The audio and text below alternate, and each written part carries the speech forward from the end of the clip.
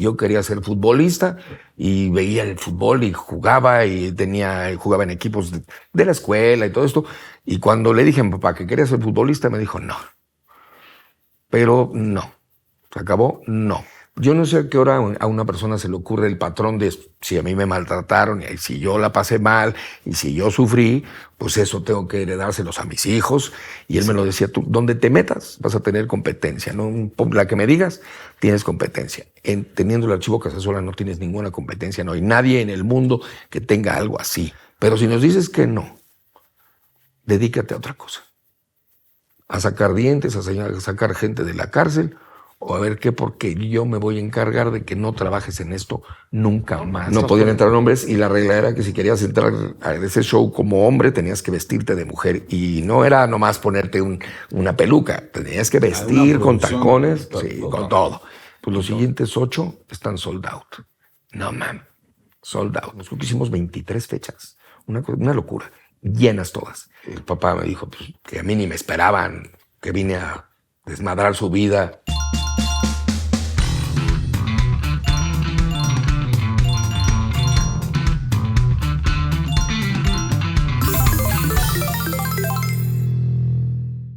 ¿Qué tal, familia bonita? Este es un capítulo más de El Rebaño del Borrego y como siempre, y ya es costumbre, aquí solamente vienen de invitados mis amigas y mis amigos. Y hoy no es la excepción, una persona con la que he compartido más que con mi propia familia. Ya son casi, pues no sé, 19 años de compartir, pero muchas historias juntos, aventuras, viajes, compartir el escenario en este y en muchos proyectos desde hace años. Un profesional en toda la extensión de la palabra, uno de los mejores villanos de las telenovelas, yo diría que de los finales de los 80s y todos los 90s.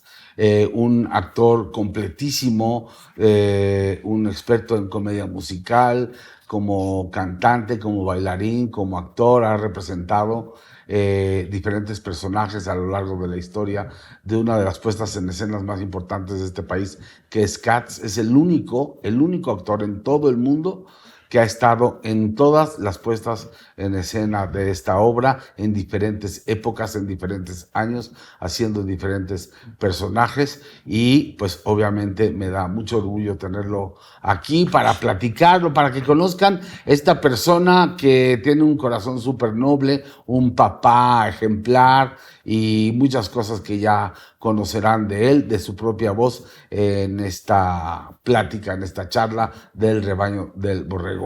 El maestro Juan Carlos Casasola. Hola, Borre. Qué bonita presentación, amigo. Carnal, gracias. nada más y la verdad. ¿Cómo estás? Y bueno, este espacio es para ti. Vamos a tomarlo con calmita, porque sé que muchas señoras, que muchas mujeres estuvieron,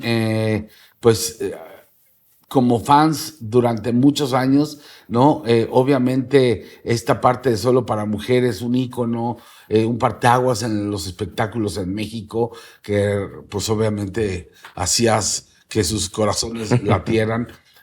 Pero han sido muchas etapas, muchas facetas, ¿no? De ser villano a sex symbol y luego comediante, pasando por la comedia musical. Pero vamos a empezar por el principio. Juan Carlos Casasola, ¿dónde nace? ¿Cómo era su familia? ¿Y hace cuánto nace?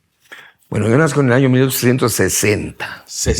1960. Sí, soy hijo de la primerísima y extraordinaria actriz Irina Areu y uno de los herederos y precursores de la fotografía en México, que en paz descanse, Juan Manuel Casasola, de dueños de los archivos Casasola, de aquellos de la Revolución. Inevitablemente, por tu sangre, pues hay mucho arte, ¿no? Y esta parte del acervo histórico de nuestro país, generado a través de la creatividad de la lente de tu abuelo, Del bisabuelo en la Revolución. Luego siguió ese camino tu abuelo y tu padre. ¿Quién no ha visto en restaurantes, en exposiciones, fotos hechas y sacadas en instantes tan importantes y en momentos que marcaron la historia de este país, como el archivo Casasola? Todo mundo lo conoce. Sí.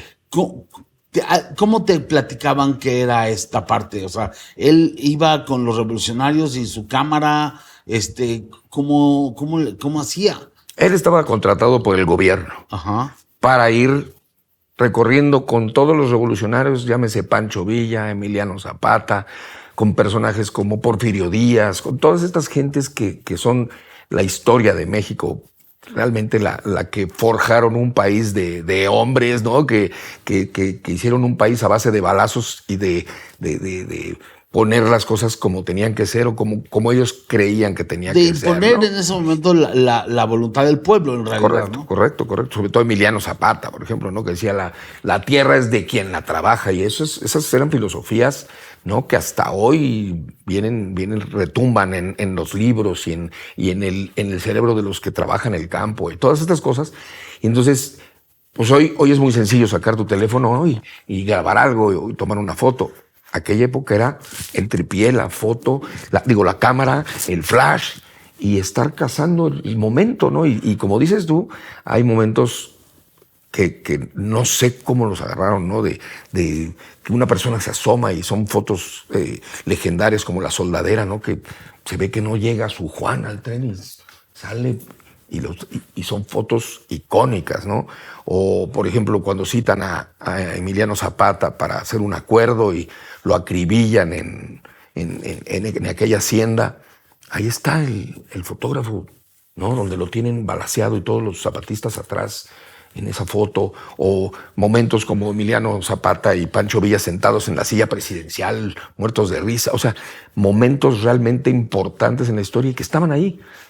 Es el toque de la suerte. El toque ¿no? y los tamaños, porque yo no me imagino a un tipo que está cargando su cámara yendo con toda esta banda revolucionaria que cada instante estaban al filo de la muerte. No, espérense, no se maten tantito, voy a sacar una foto. O sea, no, güey, no me lo imagino. Sí, no. Y hay de verdad cosas increíbles. Hay una icónica donde está Pancho Villa sentado y hay un dicho, ¿no? Con sus dos viejas a la orilla, que momentos después o días después, pero no, yo creo que momentos porque es como una secuencia, el mismo Pancho Villa que estaba sentado con dos mujeres en estas botas que llegaban hasta arriba de la rodilla, con una botella de tequila o de mezcal y las dos Adelitas ahí bien abrazado. Hay una foto con el mismo vestuario, donde está Pancho Villa en su caballo y las Adelitas a pata, caminando, flanqueándolo, o sea, escontando una de cada lado. Correcto. Que la ideología o la manera de pensar, las costumbres de ese México revolucionario fue cañona. Pero bueno, entonces ese fue tu bisabuelo, ¿no? Y luego el abuelo pues heredó esa parte y luego tu papá. Y tu mamá pues indudablemente una gran primera actriz de la época de oro del cine mexicano, gracias a Dios la tenemos todavía con nosotros. Hace un par de semanas acaba de ser su cumpleaños, un papel entrañable que hizo en la novela de Huicho Domínguez. El Premio Mayor. El Premio Mayor, sí, que era la esposa, ¿no? Era la esposa gringa. La gringa. Que era la mamá de Sendel, ¿no? De Sergio Sendel, por supuesto. Sí.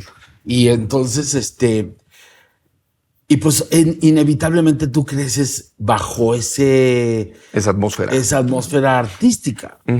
Curiosamente, yo lo que quería hacer, lo primero que se me ocurrió hacer es futbolista. Ajá. Yo quería ser futbolista y veía el fútbol y jugaba jugaba en equipos de la escuela y todo esto. Y cuando le dije a mi papá que quería ser futbolista, me dijo no. Pero no. Se acabó, no. ¿Cómo era tu papá? ¿Era intransigente? ¿Era un poco dictador, como a muchas familias, muchos papás de esa época imponían su ley sin escuchar razones? Sí. Y supongo, por lo que me cuenta gente que lo conocía, que su papá era de ese estilo. Y entonces, yo no sé a qué hora a una persona se le ocurre el patrón de si a mí me maltrataron y si yo la pasé mal y si yo sufrí, pues eso tengo que heredárselos a mis hijos y se comportan de la misma. No sé a qué hora pasa, ¿no?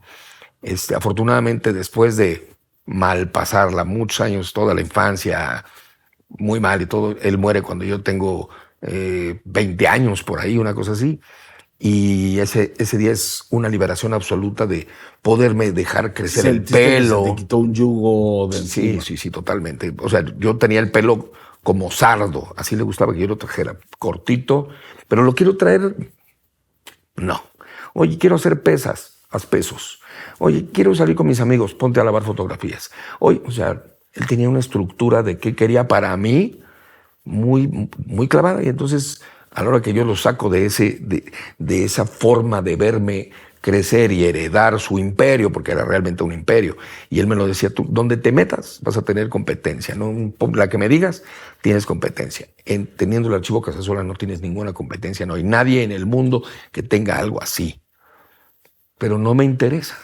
Y cuando algo no te interesa, pues ¿cómo le vamos a hacer? Uh-huh. Y entonces, bueno, pues empiezo a crecer, y cuando estoy saliendo de la preparatoria, me topo con Valores Juveniles después de haber hecho teatro infantil mucho tiempo, aquí muy cerca, atrás del Teatro Bellas Artes, del Teatro, del Auditorio Nacional, perdón. Uh-huh. Hay un teatrito que se llama el Teatro Orientación, uh-huh. Y había una compañía de teatro infantil que no era como se estilaba hacer el teatro infantil el día de hoy. Hoy tú pones una obra musical o infantil, lo que sea, y es una temporada larga de eso, y pues se celebran las 100, las 200 o las que se den. En aquella época el teatro infantil, para entrar a esa compañía tenías que aprenderte 20 cuentos. Y entonces el sábado presentaban Cenicienta, el domingo Pinocho, el siguiente sábado La Bella Durmiente, el siguiente domingo Mambrú se fue a la guerra, el siguiente sábado, y así iba cambiando todos los fines de semana. Entonces los niños podían ir los 2 días sin tener que ver la misma obra. Entonces, para entrar a eso, era todo un entrenamiento. Estuve en esa compañía como 4 años, del 79 al 83, que fue cuando entré a Valores Juveniles, Bacardí, ya sabes, con aquel Chertorivsky, toda esta gente que movía, nos presentábamos. Chertorivsky, que era el director de Relaciones Públicas y Mercadotecnia de Bacardí. Correcto. Que hicieron una alianza con entonces Televisa y Siempre el Domingo, uh-huh. Para crear este certamen donde buscaban nuevos valores en la música. Correcto. Entonces yo entro en el 83 con un grupo. Yo quería entrar de solista, y me dijo en aquella época Milton Gio, que fue al que busqué para... Milton Gio, uno de los coreógrafos icónicos del país, ¿no? Sí. Todas las coreografías. Emma Pulido, Milton Gio y no sé quién más. Y yo creo que ya, Amalia Hernández, creo que son los 3 coreógrafos más importantes que ha tenido este país, ¿no? Y él era argentino y vivía con su madre, y entonces era amigo de mi abuela. Ok. Y le dice: oye, vea, escucha a mi nieto. ¿Mamá de tu mamá? Mamá de mi mamá, Carmen, en paz descanse. Uh-huh. Escúchalo cantar. Y entonces voy, me hace una audición él y todo, y me dice: mira, te voy a hablar con franqueza, me gusta mucho, pero hay demasiados solistas. Demasiados solistas. O sea, si yo te presento, te van a mandar al año que entra, o búscate ¿tu hermana canta? Pues sí canta. A ver, en la noche prepárate algo con ella y vienes para acá y vemos. Entonces llegué con mi hermana y preparamos una canción ahí no me acuerdo cuál era, pero te mentiría. Y llego y estaba terminando un ensayo de Yuri, ¿no? Entonces estábamos ahí y sale un bailarín, Jaime Quintero, muy guapo, un tipo muy bien hechecito, ¿no? Y nos saludamos y nos ve Milton Gio. Dice: a ver, párense ahí los 3 juntos. ¿Saben qué? Para mañana, prepárenme una canción de Mecano que se llama Maquíllate. Los quiero ver a las 11 de la mañana. Oye, los veo a las 11. ¿Pero qué habrá pensado? ¿Que venían juntos? No. Nos vio. Chingados. Nos vio y le gustó la imagen. Llegamos al día siguiente, pues mucho gusto, ¿no? Pues esta parte te toca a ti de Maquíllate, y a mi hermana. Pues dale. Dijo, y lo presentó en Valores Juveniles y les encantó. No había ningún trío como tal. Ajá.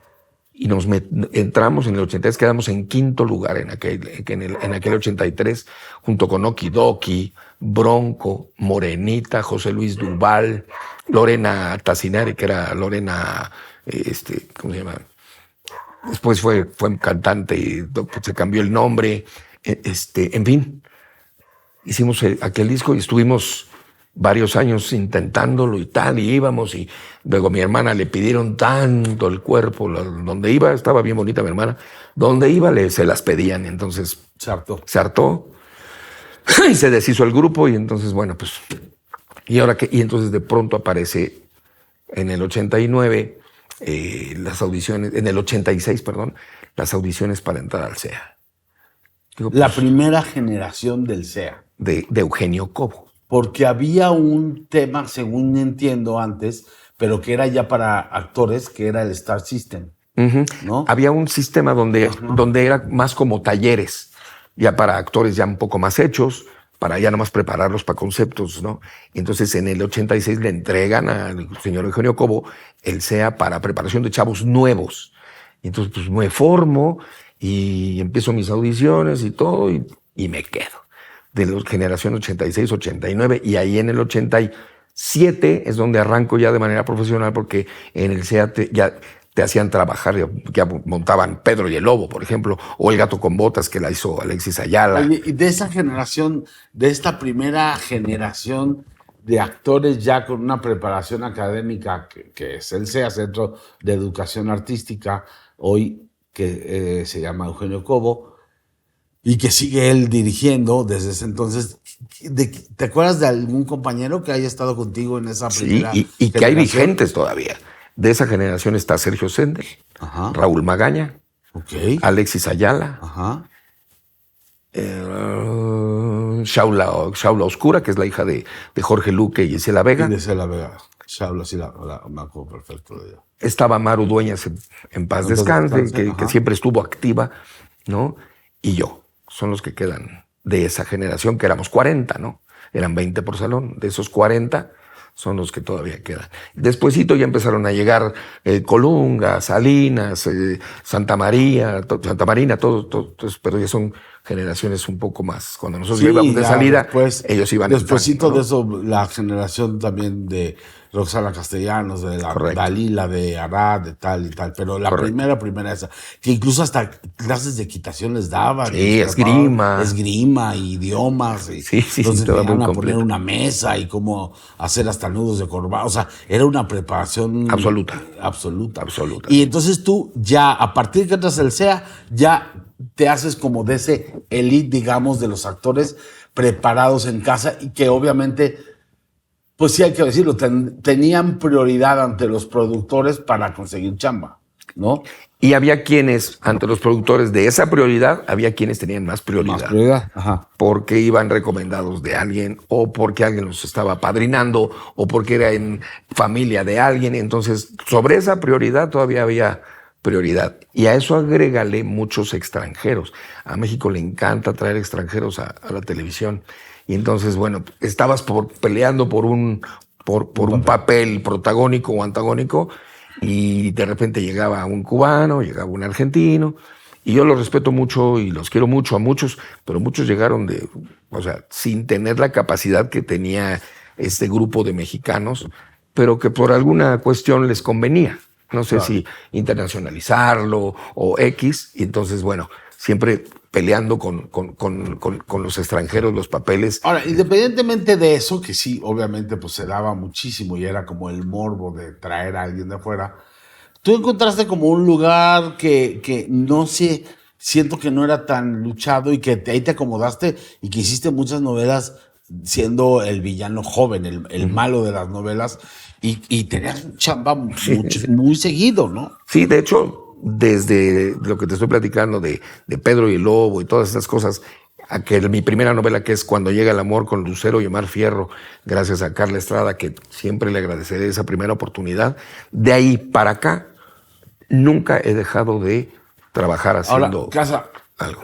Independientemente del talento que tienes y que en esta carrera se necesita, evidentemente, y la preparación y el profesionalismo, ¿qué tanto tiene que ver la fortuna? Porque pues Katz aparece prácticamente empezando tu carrera, la primera oportunidad de Katz, y se dio como de una manera circunstancial. A lo mejor no lo buscabas, te encontraron. ¿Cómo fue eso? Te voy a platicar esta historia la sabe muy poca gente porque la vivió conmigo o estaban muy apegados en aquella época a lo que yo estaba haciendo, pero Cali Domínguez y Fernando Moret, que eran los meros patrones de lo que era Televisa Teatro, eran los que habían puesto Pedro y el Lobo. Yo era de sus actores consentidos. Era lo que yo hiciera, les encantaba. Y entonces cuando compran los derechos de Cats, Cali Domínguez, al primer actor que le dice voy a traer Cats y quiero que estés conmigo, es a mí. Me lo dice en una clase que tomábamos en Tecamachalco. Realmente yo no sabía lo que era Cats, no tenía la menor idea. Entonces me pongo a ver de qué se trataba. Ya me entero que es una obra de teatro en donde todos los personajes son gatos, que van maquillados, que traen pelucas, que todo esto y que... Entonces digo, oye, no es el tiempo para meterme, estoy arrancando. Eso fue en el 90, yo estaba arrancando en el 88, 89, ¿no? No es tiempo de meterme. ¿Cuánto tiempo quieren poner esto en el teatro? Pues una temporada al menos de 2 años. Yo estoy arrancando, la gente tiene que verme cómo me voy a meter 1 año a ensayar y luego 2 años o sea, no puedo hacerme eso. Me voy a quedar sin que la gente sepa mi nombre y que me conozca. Entonces no acepté la primera propuesta y créeme que fue como si les hubiera mentado la madre a todos. Y entonces, después de varias discusiones, y no lo quiero hacer, me vetaron en Televisa. ¿No lo vas a hacer? Perfecto. Le hablaron a seguridad y me mandaron sacar. Así. Y entonces yo acababa de hacer Días sin Luna con Sergio Goyri y le hablo y le digo, compadre, me vetaron de Televisa. Ya valió más. Pues es que no quise hacer una obra de teatro. Despreocúpate, compadre. Yo estoy haciendo videohomes cada 15 días. Para que lleves a tu casa no va a faltar. Pues ahora, y empezamos a hacer videohomes. Y videohomes durante 1 año, que era todo el año que ellos entrenaron y se prepararon y tal. Estrenan y la persona que lo estaba haciendo no los convencía. Y no los convencía a Fernando y a Cali. Y me suena el teléfono, Marta Oliver, la recordarás, ¿no? Sí, claro. Te quiero ver en mi oficina mañana, tengo que hablar contigo. Estoy vetado. Te espero en mi oficina a las 11 de la mañana. Va a estar el señor O'Farrill, la señora Cali, el señor Fernando, tú y yo. Fernando Moret y Cali Domínguez. Wow. Pues ya llego. Eran las cacas grandes, No, la empresa. Eran, o sea, donde ponían el dedo, para bien o para mal, se hacía. Y entonces me siento con ellos y me dicen de esta manera, me dicen, tienes 2 caminos. El primero es, si lo haces, te vamos a dar hasta las perlas de la Virgen si las pides. ¿Qué quieres? Exclusividad, te vamos a pagar como el que mejor gane en Cats, vas a tener tu lugar de estacionamiento que no lo tiene más que María del Sol, vas a tener te vamos a dar novela, vas a tener permisos para esto, para el otro, para el otro, para el otro, para el otro, para el otro. Ok, ese es si nos dices que sí. Pero si nos dices que no, dedícate a otra cosa. A sacar dientes, a sacar gente de la cárcel, o a ver qué, porque yo me voy a encargar de que no trabajes en esto nunca más. Entonces por las buenas dijiste que sí. Pues por las buenas les dije que sí. Pues órale, y dicho y hecho. Entonces, curiosamente, me dicen, bueno, sí, preséntate en la noche. O sea, déjame hacer un paréntesis. O sea, el punto de la negativa de casa la primera vez es que, pues obviamente uno en ese tiempo de estar empezando, pues lo que quieren es que te conozcan.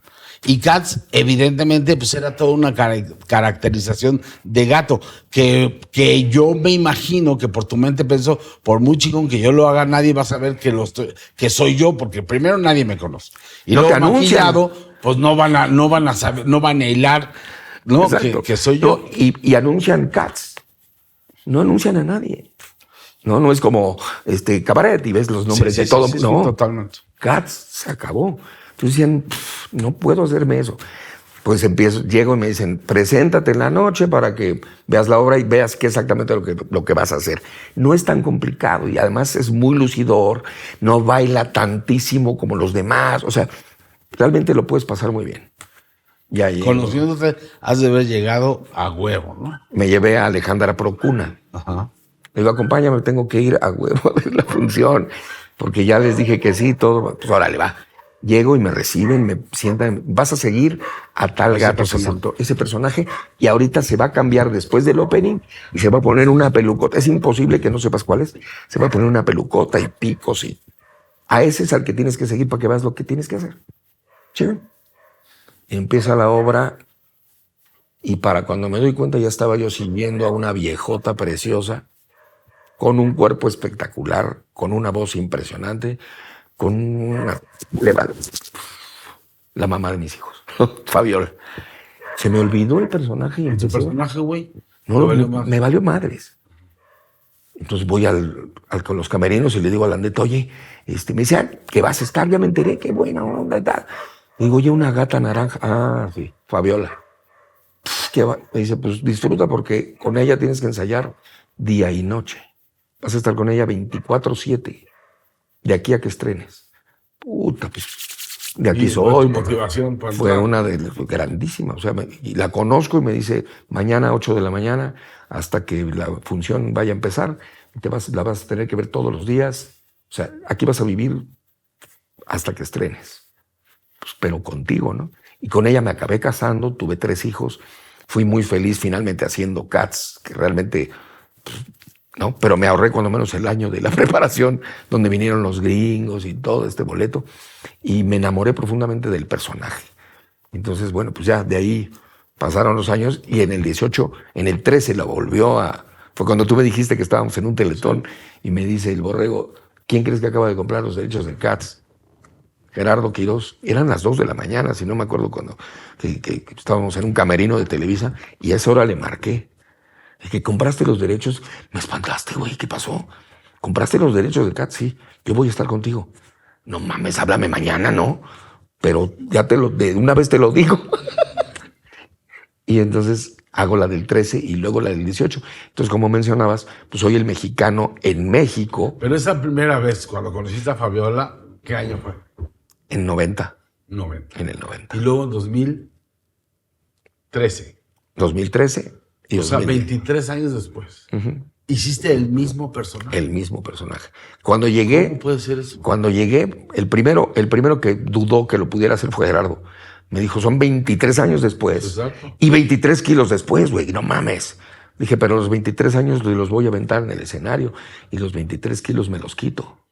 Pues si llegas de 75 kilos al estreno, sí. Me forraba y así y todo, y llegué de 74. Se ponía una pijama de plástico, le ponía el calor al sauna, sudaba y comía, güey, una manzana, luego 3 cacahuates, 2 almendras y 3 respiros de cena. Y bajó 27 kilos, no 23, 27 kilos. Sí. Y llegó, y llegaste súper mamey. Impecable, padrísimo. Y entonces hice la segunda temporada y luego en el 18 la tercera temporada. Ya en la tercera me dijo, ya no vas a ser el rockero, ya te quiero para Gus, el actor, el que canta ópera. Dije, órale, va, ya está. Entonces, como te decía, soy el mexicano en México, porque hay mexicanos en otras puestas de Cats. El mexicano en México con más funciones de Cats. Y que además ha estado en todas las puestas en escena. En todas. ¿Y cuántos personajes diferentes has hecho? Ese Alterco, que fue el rockero en el 2000, en el 90 y en el 2013. Y para el 18 hice lo que es Gus, Tigruñón, Gordo Cres Cruz y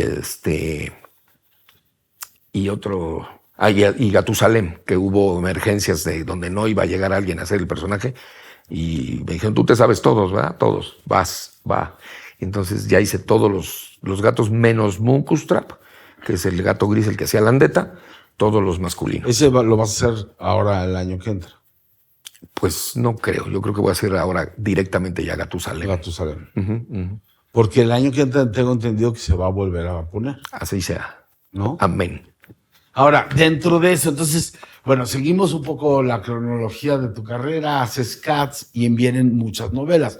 Todo lo que ahí te dijeron se empezó a cumplir. Todo. Y agarraste un estatus diferente dentro del mundo del melodrama en México. Sí, sí, sí. Cuando realmente el melodrama era el que mandaba en la televisión. Totalmente, era la estrella del contenido en el entretenimiento de la televisión en este país. Cuando empezaron, yo creo que el máximo error que comete la televisora y que empieza a venir la decadencia del contenido es cuando viene La Fea Más Bella. Y luego Juan Querendón. Y luego por Eva no sé qué. Y empiezan a hacer novelas chistosas. Se pierde para mí el género que a la gente le gusta, que es ver llorar a la protagonista, ver llorar a Victoria Rufo del 1 al 200. Mariala del Barrio. Que los hijos no la quieren. Clásicos de la televisión. ¿No? Corona de Lágrimas fue el último que hice de telenovela clásica. Oye, has sido un tipo que siempre te reinventas. Y entonces, bueno, pues ya hablamos de algo muy importante de tu carrera, que fue Cats, en sus diferentes épocas. Algo inevitable que también marcó tu carrera, tu vida, fue Solo para Mujeres. Cuéntanos cómo llega a ti el proyecto o cómo llegas tú al proyecto. En esa época, Sergio Mayer estaba casado con mi prima Luisa. Con Luisa Fernanda. Con Luisa Fernanda. De Garibaldi. De Garibaldi. Estaban juntos en el grupo y teníamos una relación padrísima. La gente que no conoce a Mayer hablan cualquier cantidad de cosas de él porque no lo conocen. Cuando lo conoces, entiendes lo divertido y lo padre persona que es. Es un tipo extraordinario, pensante, que lo que toca lo convierte en oro, lo convierte en dinero, lo convierte en algún éxito, ¿no? Y me dice, fíjate que tuve una cena, ya me platica lo que pasó, se fueron a ver una película, los de Garibaldi, y pues voy a poner un show con Alexis que se llama Solo para Mujeres. ¿Le entras? Sí, hay que encuerarse. Chica, sí, pues sí, órale. Se pelean Sergio y mi prima porque mi prima estaba haciendo una obra de teatro con Alexis. Y conmigo, que se llamaba Engáñame si quieres. Es correcto. Ajá. Y ahí se entienden por cuestiones que así pasa en el amor. Pues así es el amor y el desamor. Alexis acababa de divorciar de Itatí. Es correcto. Y entonces está Luisa le sirve de paño de lágrimas. La verdad es que Luisa estaba preciosa. Y cuando menos nos damos cuenta, ya andaba con Alexis. Entonces dijimos, esto ya se chingó. Si son los socios, ¿no? Pues no.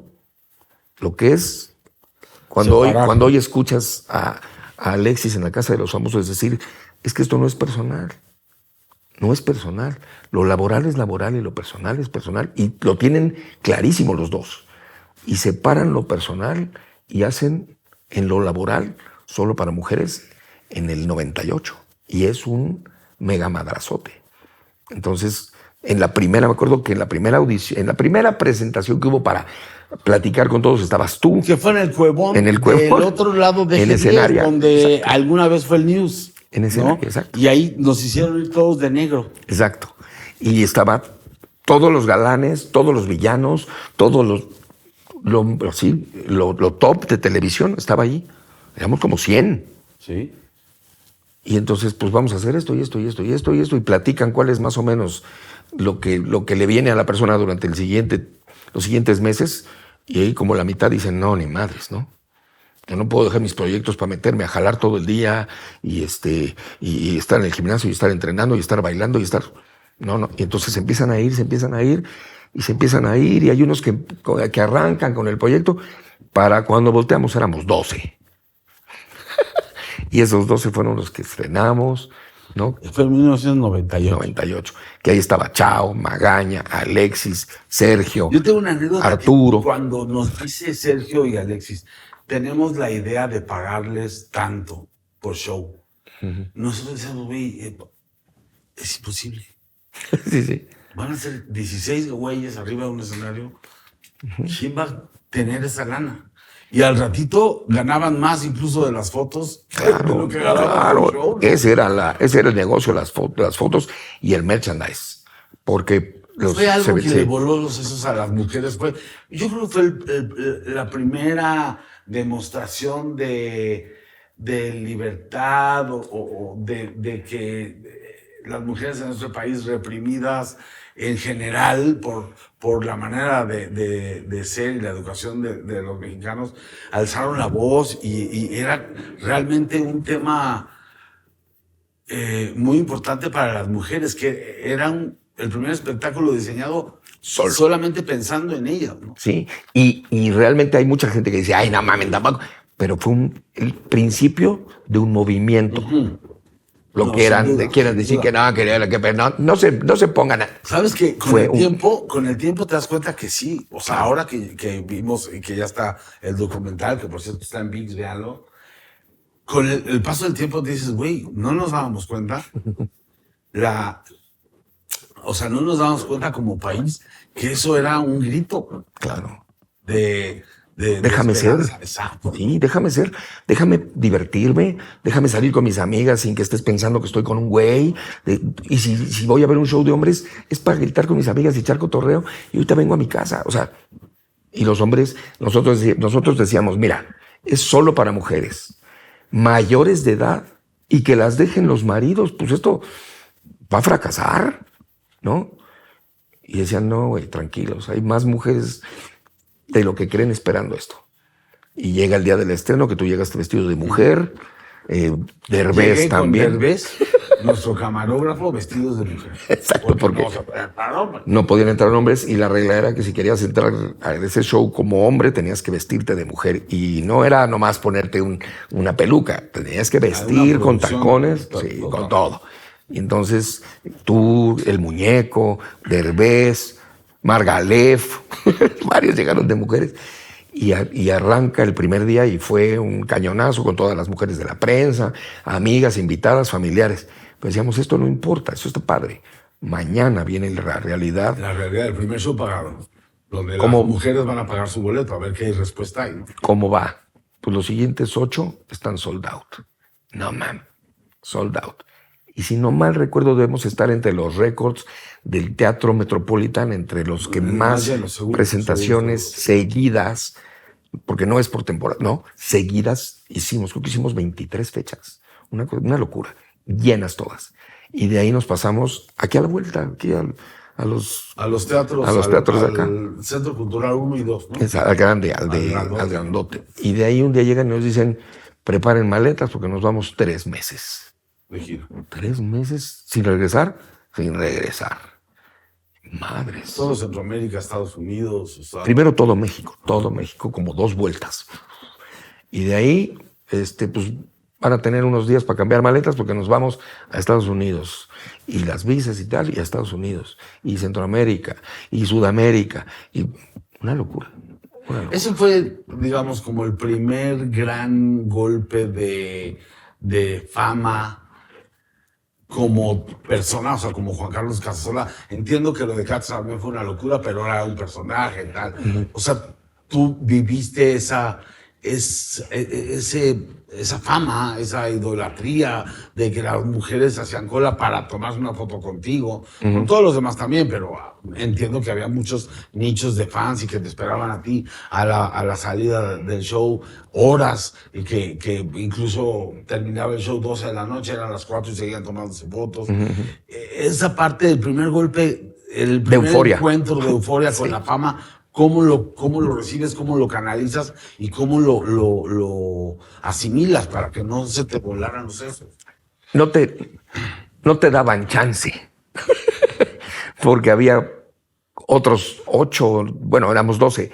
Habían otros 11 como tú que estaban igual. Y había unos muy cuerdos, otros muy preparados. Alexis y Sergio eran estrictos. Entonces no te permitían que andabas de volado, tal.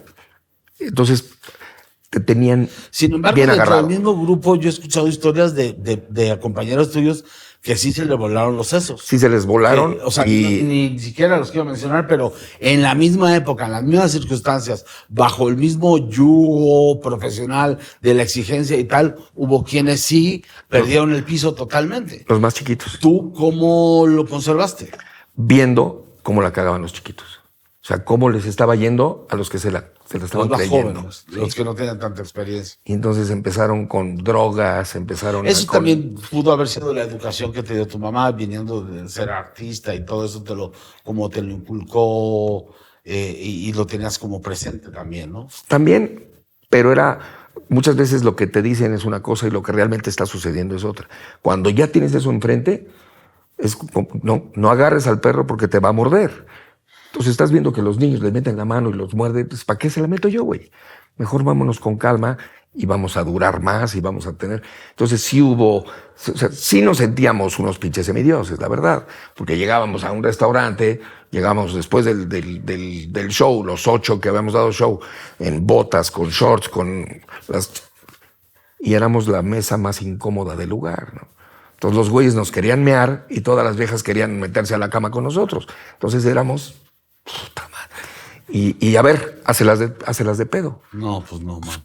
Tenías que ser cuando menos 16 en esa mesa, ¿no? Entonces era muy complicado esa parte. Y como siempre, tu tenacidad, tu profesionalismo hace que seas el único que ha estado en todas las etapas de Solo para Mujeres. Así como en casa se repite el patrón y entonces te vuelves indispensable en cuanto a que estuviste detrás y frente el show.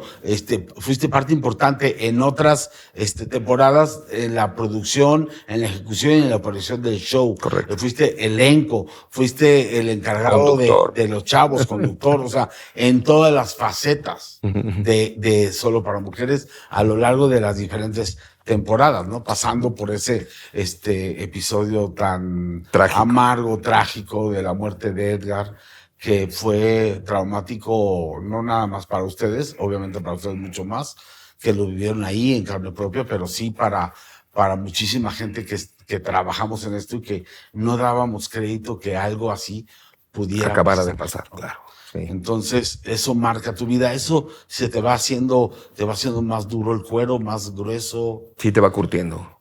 Vas entendiendo que hay que disfrutar hoy. Ya mañana vemos, porque no sabes qué va a pasar saliendo de aquí. Y yo platicaba con Edgar ese día en la mañana, porque él perdió el vuelo para irse a tomar unas fotos a Cancún. Se fueron todos y él perdió el vuelo. Y estaba preocupadísimo porque la última vez que habló con Sergio, ellos ya estaban en Cancún. Ahorita que llegue, y ya sabes, le pusieron un cagón.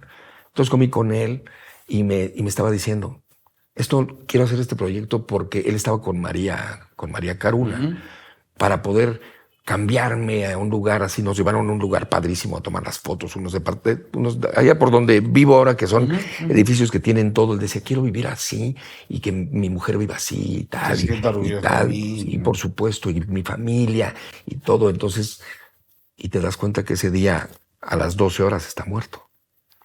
Entonces, tú puedes tener planes, pero pues los planes del universo, de Dios y de todo esto pues, son otros, ¿no? Entonces, a veces sí se dan y a veces te encuadras en esas líneas y tienes éxito y tienes todo. Y hay veces que entras en un callejón y ya no hay cómo salir. Sí, se va la luz. Se va. Y no encuentras la salida. No hay. Bueno, te sigue reinventando, pasa ese trago amargo y pues obviamente todo lo que empieza tiene que terminar, llega la culminación de eso y te reinventas por un camino que nadie pensaría que hoy por hoy sea el sustento de nuestras vidas, que es el concepto de Guerra de Chistes. Correcto. Que empezó en un viaje, en un camión, a un partido de fútbol y porque se descompuso el camión y entonces pues estamos ahí echando desmadre y la esposa de Chao no les dice, oye, no mames, están muy cagados, deberían de hacer eso. Háganlo en serio, ¿no? Tiempo después, yo ya pierdo un poco el tema porque me voy a una parte más administrativa. ¿Y qué pasa con esa idea? ¿Cómo surge? Nos topamos, Radamés y yo, en Sabadazo, en la sección de los chistes. Contamos chistes, nos dan el empate porque pues no sabían a quién, nos dan el empate, jajajajajajo, y salimos y me dice, güey, ya hay que sentarnos a ver los chistes. Se está yendo el tiempo. Va, Le hablé a mi vieja, nos alcanzó en el Vips de ahí de San Jerónimo. ¿Cómo se va a llamar? Pues Guerra de Chistes. Ok, ¿de qué se trata? Pues contar chistes groseros, güey. Pero Y ya. no empezó con una cosa de ponte a cajeta en Sí, sí, sí. huevos de tu mamá. Entonces me dice Radamés, pero necesitamos un tercero. Puta, pues. Y había un güey muy cagado que era Aitor Iturrios. Ajá. Entonces, pues, a ver si este güey jala. Empezamos a jalar. Y nos jala un amigo mío, ¿te acuerdas? El que jugaba fútbol con nosotros, que era portero, Aarón Soriano, Sí. que trabajaba para Terra. Y me dice, oye, pues vénganse a probar eso acá, güey. Vénganse, pero no quemen el nombre. Pónganle otro nombre para que no vaya a suceder algo y echen desmadre y pruébenlo aquí. Nos metemos a Terra y le ponemos no te peines con cajeta porque manchas las almohadas. Y empezamos a echar desmadre. Pero era más, ese tenía más otro concepto. Nos ponían 3 temas, ¿no? Ganó el América, subió la tortilla y viene Eva Longoria de viaje. Son 3 temas para media hora, echen desmadre. Y de eso hablábamos, inventábamos madre y decíamos de todo. Y el programa se empieza a ir para arriba, para arriba, para arriba. Y de repente nos damos cuenta que Terra empieza a tener un gran auditorio en esa parte. Y decimos, oye, pues pónganse con algo, ¿no? Porque Radamés viene de Cuernavaca, pues ponemos para el estacionamiento. No tenemos presupuesto. Pues a la chingada. Y nos salimos de ahí y dice Radamés, sí funciona, vamos a darle. Y armamos unas funciones en el libanés con Javier Gerandi y amigos. Vamos a probar Guerra de Chistes groseros. Y vemos que sí funciona, pero Aitor Iturrios tenía el problema de que sus groserías sonaban muy groseras. Son de esos que dices caca y huele. Sí. Y entonces Radamés le decía, ¿sabes qué? Tú no digas tal, tú di pipí. Es que yo la digo y la gente se ríe, Cazuela la dice, y tú la dices y la gente se hace para atrás en el asiento, güey, no sé qué pasa. Y entonces, pues, empezamos a tener ese rollo de, puta, no está funcionando. Y un día nos dice, ¿saben qué? Que me voy porque me van a dar una novela y tal. Yo los fui a ver a un lugar que se llamaba Brujos y Brujas. Es correcto. En Insurgentes. Y te subimos a contar chistes. Y entonces, el día que nos dice, Aitor, ya me voy, digo, brother, voy a buscar a otra persona. En el momento que la encuentre, si no te has arrepentido, pues vemos qué hacemos, güey. No, ya no cuenten conmigo. Chinguen a tomar. Me acuerdo perfecto que agarró un personaje súper importante de una novela que duró él 2 semanas. Sí. Y le dieron el papel después a Margalef y tuvo que regrabar todas las escenas. Pero yo ya había entrado. Tú ya habías entrado, ya nos habíamos ido a Monterrey. Y en Monterrey fue uno de los fracasos más grandes que hemos tenido, ¿te acuerdas? 2 días nos presentamos ahí. 760 butacas y hubo 6 personas. Sí, horrible. Y entonces ese día, nosotros ya bajoneados, dijiste, reinventémonos, vamos a jalar, jalo con ustedes, vámonos, agarrémonos fuerte y vamos a buscar lugares donde trabajar, Y de repente un día llevaste a Memo del Bosque a que nos viera en Mamabellas y de repente nos hablaste y dijiste, tenemos que hacer el piloto para entrar al Telehit. Y de ahí la historia se cuenta sola. Antes de eso, nos fue a ver también ¿Rubiel? No. Óscar Ortiz de Pinedo. Ok. Y te acuerdas que nos invitó a los comediantes que se hacían en el Teatro Jorge Negrete, que está junto a la ANDA. Sí. Y ahí empezamos a hacerlo, pero no estábamos juntos.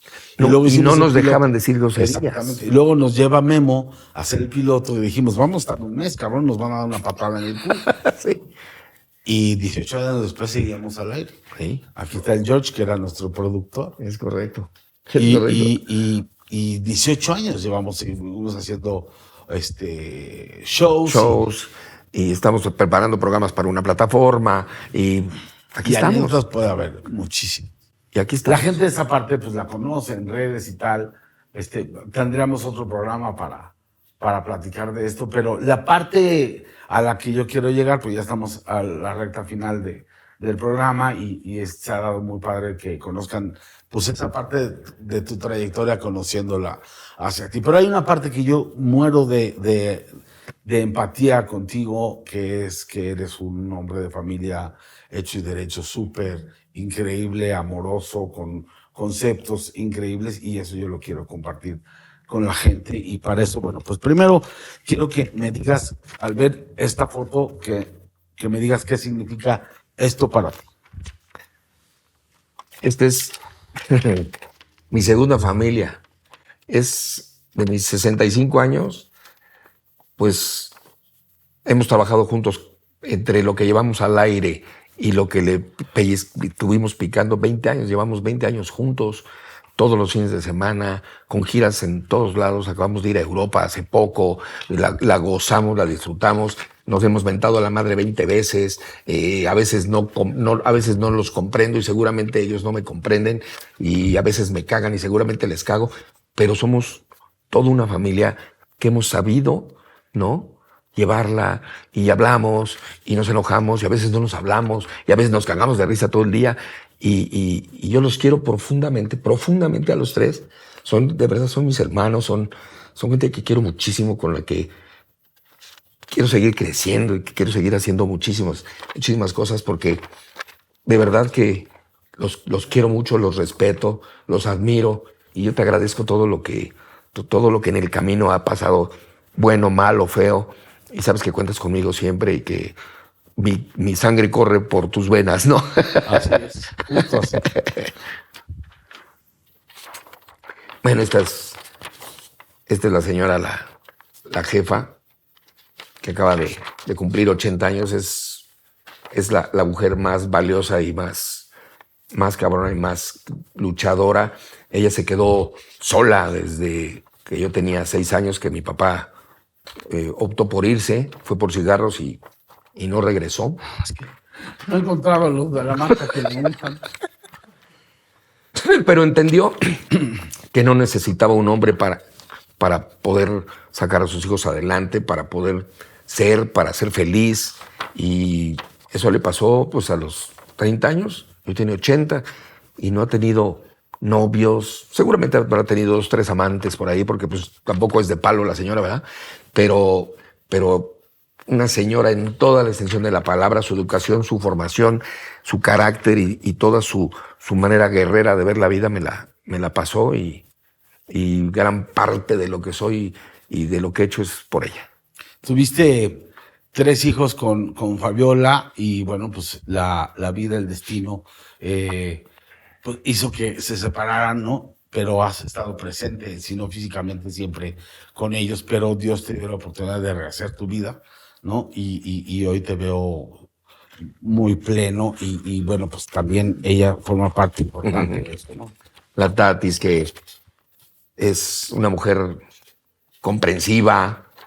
No quiere decir que nunca hayamos tenido pedos, no, por supuesto, en 30 años seguro tuvimos muchos, pero ha sabido aguantarme, ha sabido lidiar con todas mis cosas, ha sabido entender en dónde está parada y con quién está casada y el por qué, y me ha dado 30 años maravillosos.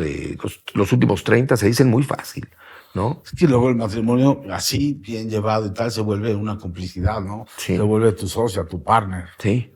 Y entonces hoy tengo pláticas con ella que si las escuchas dices, esto le vuela la cabeza a los niños de hoy, ¿no? Que no entenderían el por qué platicamos de esa forma y por qué vemos la vida hoy de esa manera. Pero le agradezco que estos últimos 30 años de su vida los haya compartido conmigo. La amo profundamente. Es mi partner, es mi socia, es mi todo, ¿no? Y me ha dado los mejores 30 años de su vida.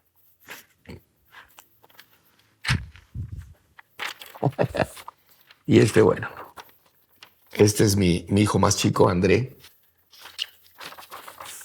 Voy a decir algo que puede ser tomado a mal, pero tú como papá a lo mejor dices si es cierto o no es cierto, pero yo tengo 4 hijos y es mentira que a todos los amas igual. Es una mentira. Los amas profundamente y das la vida por cada uno de ellos, y si me tuviera que sacar un riñón por uno y el pulmón por otro y el corazón por otro, lo haría. Pero este es el amor de mi vida. Este ha hecho que me reinvente, que renazca, que vuelva. Yo no sé si yo tengo 65 años y la gente me dice, no se te ven por ningún lado. Y creo que este es el culpable de que eso sea así. ¿no? Tengo que jugar con él, bajar, entrenar, llevarlo y hacer, y luchar con él, y ya está tomando clases de boxeo, todo tiene unos madrazos impresionantes, y me devolvió la vida este muchachito después de que su mamá no quería tener hijos. Cuando cumplió 40 me dijo, pues creo que sí, y perdimos 2 en el camino hasta que llegó él. A los otros 2 los adoro y son lo máximo, pero sí tengo un amor muy especial por este que pues es con el que además con el que vivo, con el que convivo todos los días y con el que somos carnales. Me lo llevo a los partidos de fútbol. Se volvió tu compañero, Es tu mi- mejor es mi- amigo. O es- sea, es un tipazo además. Bueno, pues eres su papá y tal, pero yo veo esa admiración, ese amor. Es algo que no se puede explicar, ¿no? No se puede explicar. Y yo ya le dije, ¿cuentas conmigo? Él quiere ser futbolista. Cuentas conmigo para lo que necesites, cabrón. Todo lo que esté a mi alcance lo voy a hacer. Lo único que no puedo hacer es meterme aquí, aquí, aquí y aquí, cabrón. Esas son tuyas. Y tú es el que tiene que saber qué vas a hacer con eso. Si quieres ser futbolista, lo que esté a mi alcance. Lo demás está en tus manos, en tu cuerpo. Métele. Yo le trato de meter cosas chingonas a su cabeza. Mentalidad, que creo que es al mexicano cuando sale del país lo que le falta muchísimo, la mentalidad y poder aguantar, poder saber que sí puede a pesar de que no está con su familia o que tiene que sacrificar muchas cosas o que tiene que dejar ciertas cosas, ¿no? Y bueno, Esta foto la escogí no porque sea Andrés, sino quiero que te reflejes y que viendo esta foto te vayas a esa edad. Tú, Juan Carlos Casasola, a esa edad. Y que reflejándote en la mirada de tu hijo más pequeño, te transportes en el tiempo a cuando tú tenías esa edad. Y que hables desde el fondo de tu corazón y le digas a ese Juan Carlos Casasola de esa edad cómo va a estar su vida. pues mira, a esta edad yo era realmente un chavito muy infeliz. Era maltratado. En algún momento el papá me dijo pues, que a mí ni me esperaban, que vine a desmadrar su vida, en fin. Y hubo un momento en el que ese Juan Carlos, un poquito más grande, se tuvo que reinventar y jurar por sus hijos, o sea, por su madre, por todo, que jamás iba a tratar a sus hijos como en ese momento era yo tratado. Y lo logré tanto con los otros 3 como con este. O sea, este es un niño feliz y lo que pueda y lo que tenga que hacer para que él siga así, lo voy a hacer. Es increíble voltear para atrás y ver mi pasado y digo, ¿cómo pude? Realmente, ¿cómo pude? Tuve que echarle muchos huevos y ponerle muchas cosas para poder ser el hombre que hoy soy y que me gusta trabajar, que no paro y que estoy con mis hijos y que me encanta disfrutarlos y verlo crecer y disfrutar a mi señora y la vida, ¿no? Entonces, agradezco de cierta manera el que eso me haya pasado porque es, como decías en algún momento, el cuero se te pone duro y eso hace que tú seas, si tienes los huevos, un hombre diferente y un hombre que puede dar buenas cosas a los demás, ¿no? Entonces, me encanta ver a mi hijo sonreír así porque yo nunca pude hacer eso Pero ahora lo haces. a través de él. Te deseo larga vida, tocayo. Gracias por tocayo. abrir tu corazón, por esta charla que me encantó y seguramente al público, a tus fans, a tus seguidores también, desde el fondo de tu corazón. Te agradezco muchísimo la confianza, esta apertura y decirte que pues tú también eres parte de mi familia y que lo seguirás haciendo siempre y que todavía quedan muchas páginas dentro de la historia que se van a escribir. Pero pues gracias por compartir un cachito de esto desde tu perspectiva, desde tu corazón, para todo el público. Amén. Que así sea, Borre. Te quiero mucho, cabrón. Muchas gracias. Nos vemos en un capítulo más de El Rebaño del Borrego.